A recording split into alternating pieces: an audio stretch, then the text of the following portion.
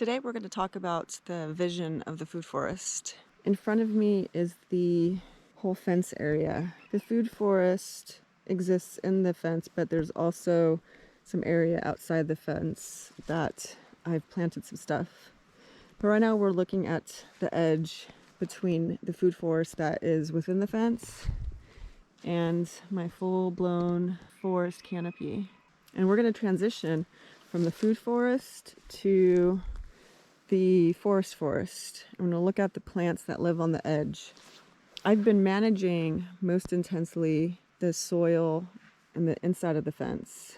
And because of that, since I'm only one person, this area outside the fence has had time for weeds to grow up. I'm actually quite fortunate that there's this grass here that's not very vigorous. It's, small, kind of soft, easy to remove. It's not like the quackgrass. And it also keeps other things from getting in. But some other stuff has come in. There is a bunch of alder, a bunch of burdock. And burdock isn't too useful when it's growing in hard soil. There are thistles, bracken ferns, and a bunch of brambles. And right here is a huge invasive blackberry that we have here, which is Himalayan blackberry. And so that's just been whacked, but that's going to come back if I don't remove the roots. The native brambles consist of blackcap, raspberry, and the trailing blackberry and thimbleberry, mostly those three. But I see another Himalayan there.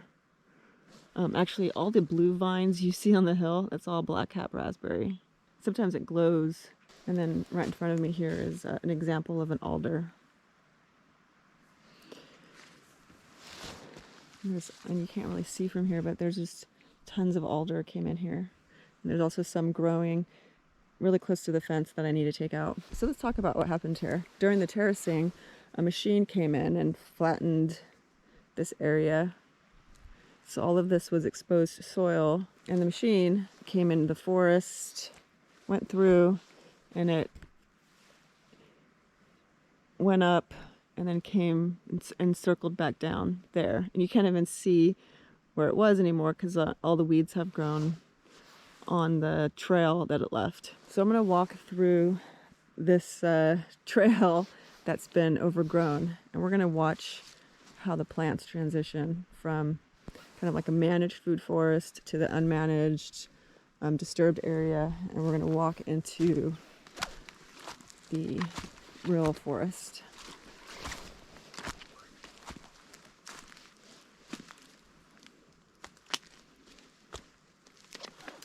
So there I see Himalayan, invasive blackberry, I see blackcaps, a bunch of bracken ferns, some grasses that I don't know if they're like rushes or sedges, because I'm not a grass person.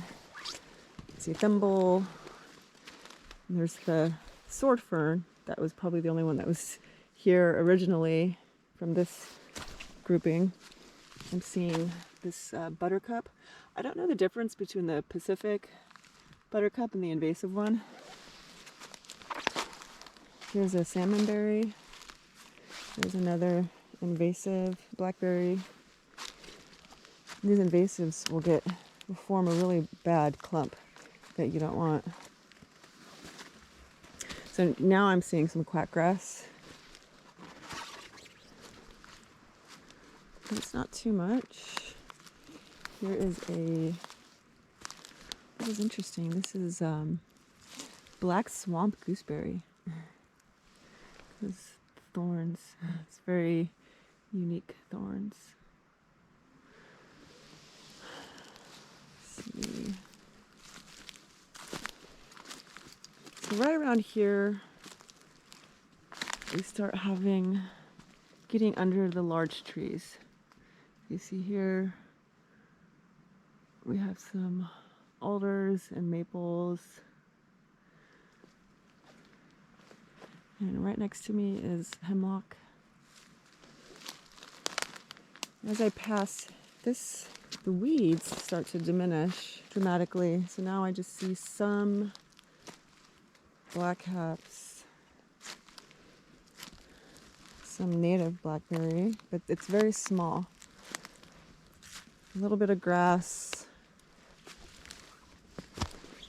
Now if we look up, you look at the light, how much light gets in here. And you can imagine these are deciduous trees, so when they leaf out, that's blocking a lot of the sun. We keep going.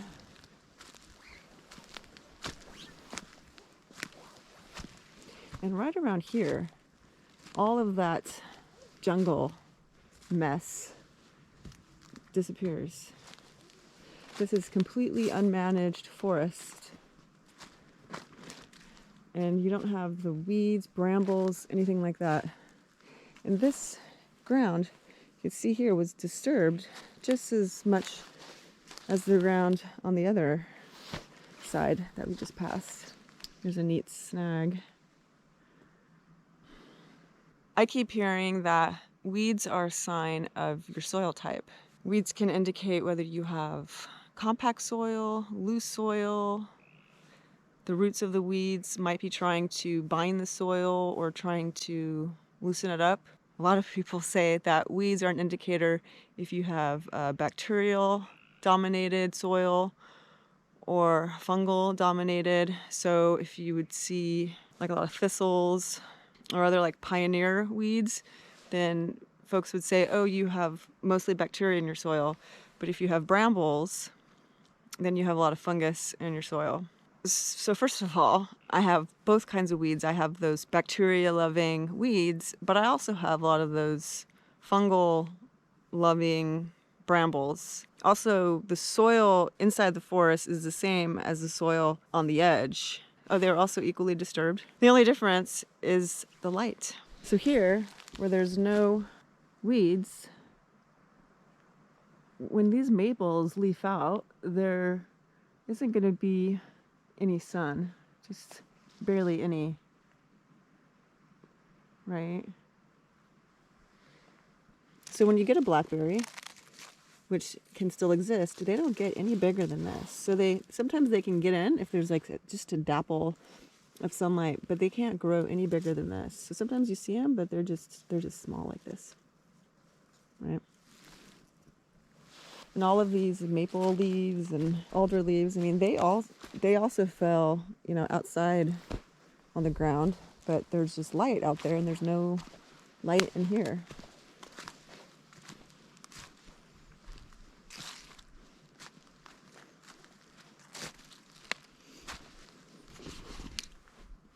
Here's what's neat. Not only are there no weeds coming in here, but you get these gems.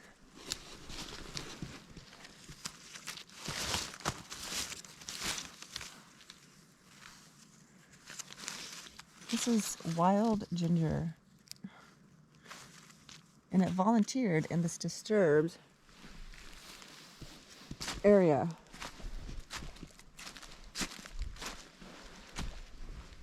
And here's more.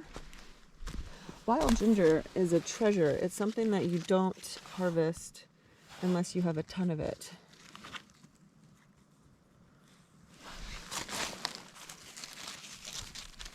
So there's no way that I'm going to harvest this.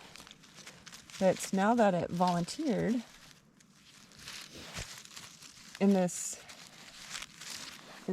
area where its competition was removed, this can easily form, it looks like it's ready to form this big carpet of wild ginger. And there's more here. But that's it. It's all 100% dependent on the light.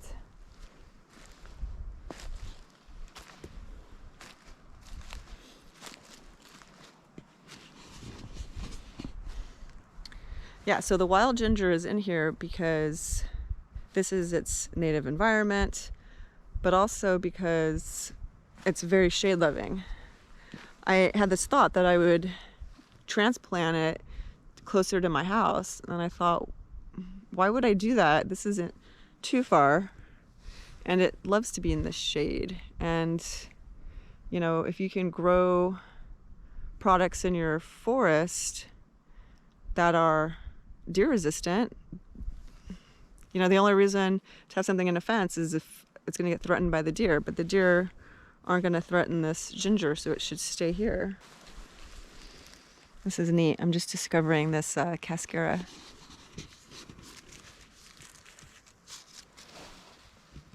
Cascara is another medicinal. Oh yeah, see, blackcap got in here, but you see, he's not going to get very big. He's not getting enough light. Yeah, so forest products in here. You have wild ginger. There's licorice fruit.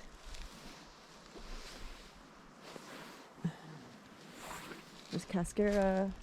I don't see any right now, but I have usnea in here, of course.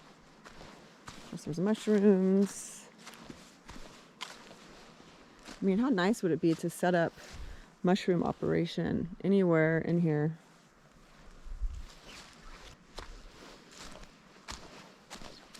So how does one get their food forest to get practically zero maintenance, like in the forest? Deprive everything of light? How do I grow vegetables? Well, I'm going to do a video on my Paul Gauchi potato, which is a perfect example of something that should grow in the sun, could be even happier under the tree, where it's getting nutrients from the tree, from the fungi. So the question is, can vegetables be happy in shade, and can vegetables be happy in a fungal dominated soil?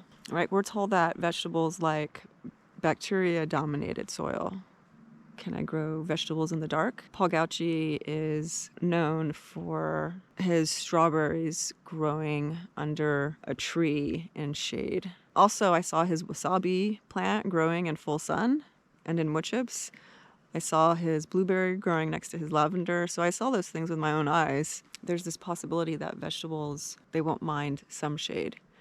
I've designed everything so that the only things casting shade are the fruit trees, while planning on, unshaded areas being vegetable areas. And now I'm a fan of shade, and now I'm thinking my vegetables might like shade. This looks like another cascara. Baby cascara. And that's because a berry fell in here, because he's got a mommy. Where's his mommy? This is his mama cascara.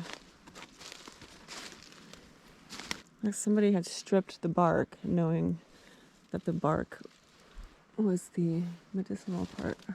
So I didn't even know it was there until I saw the berries on the ground. And this is what the light does to the forest edge.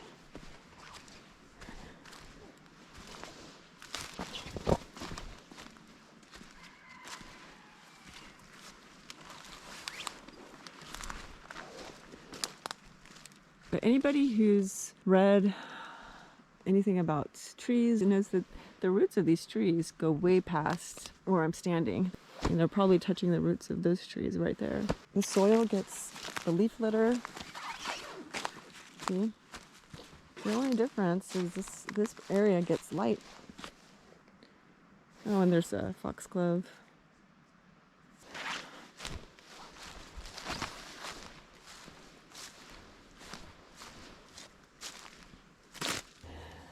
This is another forest product. So when these get big, these become mushroom logs. So you can grow shiitakes in them. Question is, how long does it take for them to get this size to mushroom size? And in the meantime, is it going to cast too much shade on my food forest? Or maybe I like the shade. Maybe I want to keep it because of the shade. Because if the more shade I get, the less of this I get. Right, so then I would keep this alder. If you can see all the alders in here, this could be my alder mushroom log growing area. And I would take out the ones growing too close to the fence, but leave these ones. And yes, it's south facing, so it'll cast shade over here. But here's the thing, look at that hill. And look at these trees already casting shade. Right now, in the winter, the sun cuts right through the behind these trees. And then it sets over here. So these alders would have to get really tall to get taller than that point. Once the sun makes it over there, then this forest is getting all the light that it's going to get, and these alders aren't going to block that until they get so tall that they'd have to grow higher than that hill. I guess to some extent. I guess, like, you're right, like if the sun is there and this is tall, it can block sun and, in certain directions. So, there's certain exceptions where it will cast shade, but it might be the kind of shade that I want it to provide to prevent this massive weed problem.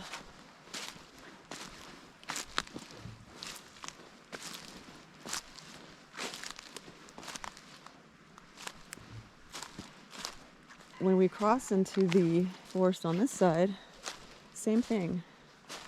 Once you get into the canopy, right, there's no weeds in there, just the sword fern. There's a bunch of hazelnuts in there. So there's just enough shade. So I'd say there's about 50% shade right on the edge and like 70% shade inside a bit. So right here on the edge would be good for a medicinal like black cohosh. And then in the interior, it's more like a golden seal environment.